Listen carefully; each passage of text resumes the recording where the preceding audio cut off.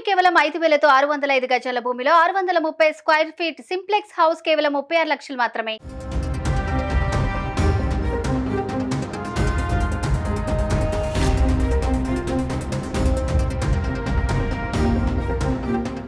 Big boss season 7 winner పల్లవి ప్రశాంత్ను పోలీసులు arrest చేశారు. నిన్న రాత్రి గజ్వేల్లో ప్రశాంత్ను జూబ్లీహిల్స్ పోలీసులు అరెస్ట్ చేసి హైదరాబాద్కు తీసుకొచ్చారు.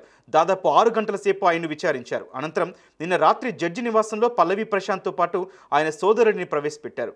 ఈ సందర్భంగా వీరికి జడ్జి 14 రోజుల రిమాండ్ విధించారు. అసలు పోలీసులు పల్లవి ప్రశాంత్ను ఎందుకు అరెస్ట్ చేశారు?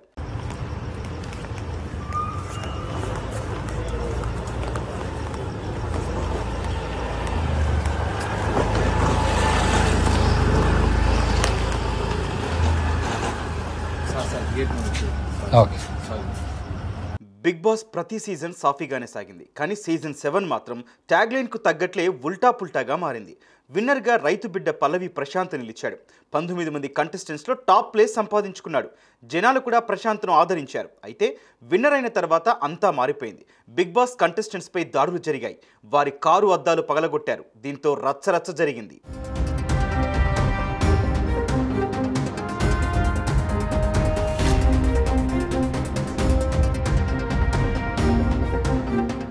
ఫినాలే అయిన తర్వాత బయటకు వచ్చిన కంటెస్టెంట్స్ అమర్దీప్, అశ్విని కారు అద్దాలు పగలగొట్టారు. గీతూ రాయల్ కారును కూడా ధ్వంసం చేశారు. రోడ్డుపై వెళ్తున్న 6 ఆర్టీసీ బస్సుల అద్దాలు ధ్వంసం చేశారు. బందోబస్తుకు వచ్చిన పంజాగుట్ట ఏసీపీ కారు అద్దంతో పాటు విధులు నిర్వహించడానికి వచ్చిన బెటాలియన్ బస్సు అద్దాన్ని పగలగొట్టారు. దీనిపై పోలీసులు కేసు నమోదు చేశారు.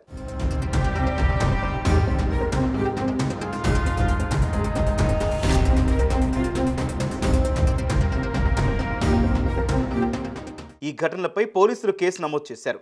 అందులో A1గా ప్రశాంత్, A2గా మనోహర్, A3గా అతడి స్నేహితుడు వినయ్ను చేర్చారు.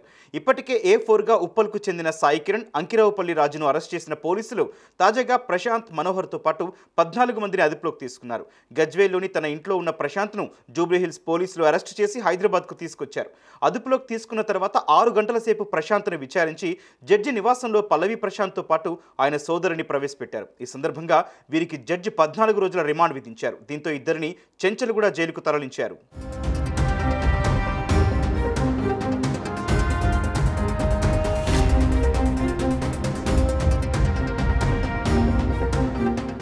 ఇక ప్రశాంత్ జైలుకు వెళ్లడంపై సోషల్ మీడియాలో రచ్చలేపుతున్నారు. అరెస్ట్ కరెక్టే అని కొందరు, కరెక్ట్ కాదని మరికొందరు అంటున్నారు. మరి మీరేమంటారు? కామెంట్ చేయండి.